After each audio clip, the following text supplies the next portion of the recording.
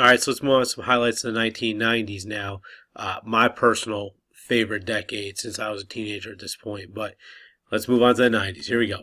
All right, first off, 1991, of course, was the end of the Cold War. The U.S. is really the only superpower that's left. Now, don't forget, China is building up. Okay, they have changed some ideas. They're going to go through this issue called the Four Modernizations of China, which will make it more capitalistic, and we'll look at that stuff in class.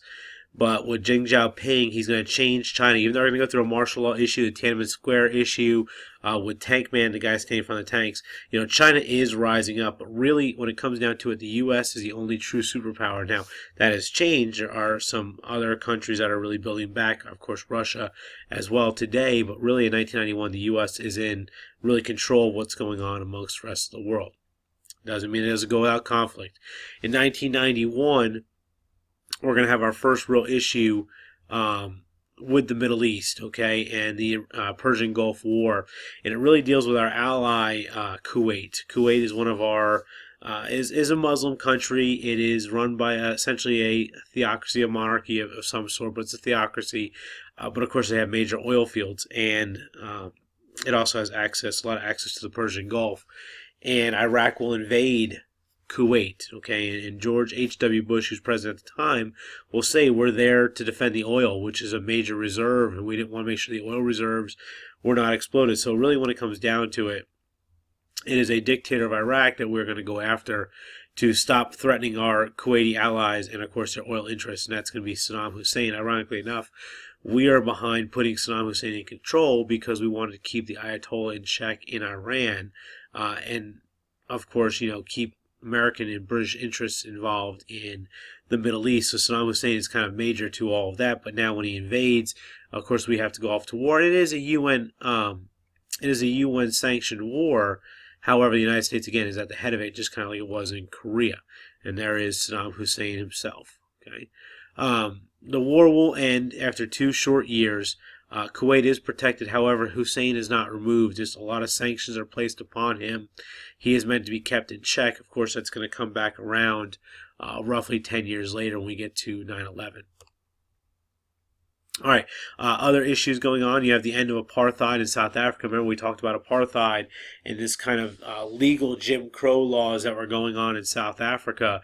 And one of the main spearheads behind protesting that was Nelson Mandela, who was put in prison in the 1960s and spends 27 years in solitary confinement on Robben Island off the coast of South Africa. But when he is removed, when he is actually liberated from prison and apartheid ends in 91, by 1994, he will become the president of South Africa and serve in that role over the course of 3 terms and really transcend all types of racial and political issues as he moves South Africa into the modern day. So Nelson Mandela becomes a major hero of society, of culture, breaking down the racial barriers that have been created since the decolonization process in South Africa all the way into the early 1990s.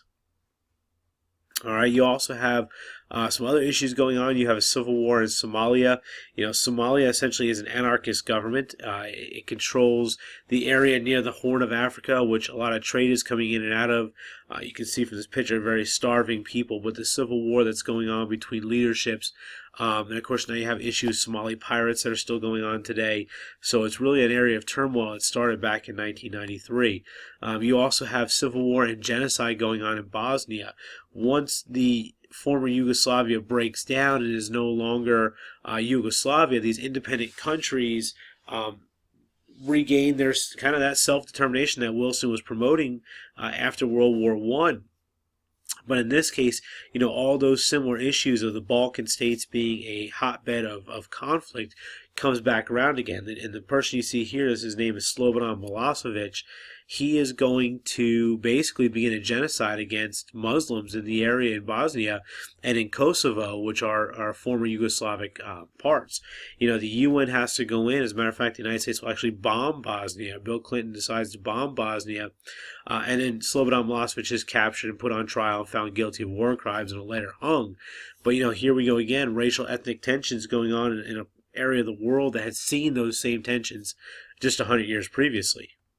All right, you have genocide in Rwanda. Again, the breakdown of decolonization going all the way back to the issues of groups being kind of forced to live together. And here in Rwanda, you have the two major tribes, the Hutus and the Tutsis, that are going into major conflict with each other, and creating a genocidal situation. And you have refugees that are going on. You see the refugee movement here. So again, issues in these decolonized countries that are now having to fend for themselves, and they can't really govern themselves because they don't have the experience nor the leadership that the European countries had.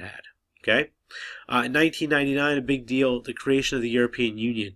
They had been making movements in Europe over the past about 40 years after the end of the Cold War to really unify Europe, kind of to stand alone on its own, especially economically.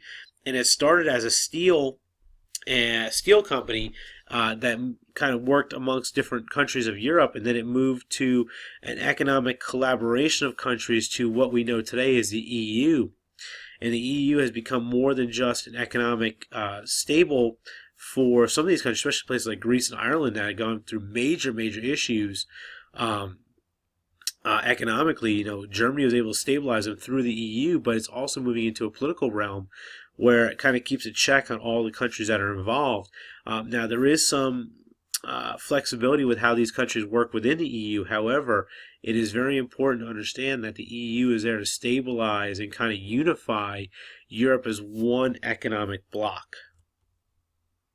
Okay. So we'll move right into the 2000s. Of course, the first major issue of the 2000s you guys are very familiar with because it's really the first major issue in your lifetime is September 11th, 2001, and the terrorist attacks in New York, D.C., and Shanksville, Pennsylvania, where, of course, the plane went down. We can talk hours upon hours upon this in personal reflections, but just understand society is going to change in 2001 simply because the way people knew life is no longer going to be that way. You have this Islamophobia that's going to kick in right away. Not that, people weren't fearful of Islamic people to begin with because of terrorism, but now you have Islamophobia that has really amped up across the world, the attacks that happened there. You have this kind of like cowboy mentality in the United States to go after those who have attacked us and continue to attack us. You have this mentality that, it does unify the country, which is huge. You have nationalistic pride at this moment. But again, it shows some weakness in our government that has to be kind of watched. But now that weakness is being turned around upon the people and the checks that are given on us and what we have to be aware of on a daily, day-to-day basis. And it really changes the mindset of most people, especially as traveling. We're seeing issues in the EU today. Those EU countries are allowing people to move freely within the EU, and that's caused issues in both Belgium and in Paris. So, there's a lot of terrorist activity that's going on and a focus on terrorist activity, which is a much different war, unlike what you normally see with straight up combat between two countries. Okay, and of course some pictures that you should be very familiar with, the Twin Towers, the Trade Center in New York, the Pentagon, and of course the hole in Shanksville where the plane was crashed that was headed for the Capitol building in D.C. All right. So in response, the United States does go off to war. George W. Bush goes after Osama bin Laden, who does claim responsibility with Al-Qaeda, a terrorist organization supported by the Taliban in Afghanistan. And he goes after Saddam Hussein. There's a lot of kind of moving parts to this one because it's a lot of belief that he was going after Saddam Hussein as retaliation for attempted attacks on his father 10 years previous, or not getting the job done with Saddam Hussein 10 years previous, and in going after him, claiming they have weapons of mass destruction, which unfortunately the Americans did not find, but ridding the Iraqi government of him, which they will do by 2006, and putting in a democratic government that's still kind of working its way towards working properly today in 2016. Okay, we're familiar with Osama bin Laden, the attack on Afghanistan and his Taliban leadership. Remember I mentioned from the 1980s video, the Taliban stems from the Mujahideen, which we had supported in their war against the Soviets. But since we did not give them any support post Soviet-Afghani war, they've changed their tone, they've changed their tide, and become a major supporter of terrorism across the world, starting with Al-Qaeda. And this right now is still technically the longest war in U.S. history. Here we are, it's now 2016. We had been there since 2001. Even though there's a transition in government, we are still kind of protecting that area, so to speak. Okay, we also invaded Iraq, which talked about Hussein was captured and executed for his war crimes. And of course, to end the idea with Osama bin Laden in 2011, Osama bin Laden is assassinated and raided in Pakistan and killed after many years of trying to hunt him down. And of course, we know with terrorism it's changed dramatically. Al Qaeda is not our worst threat, even though it's still a pretty big threat. But now you have the idea of ISIS that has come about, and they're a major threat, and it's become a world community to try to stop this terrorism that's going on. Okay, so speaking of terrorism, we'll start this in the next video.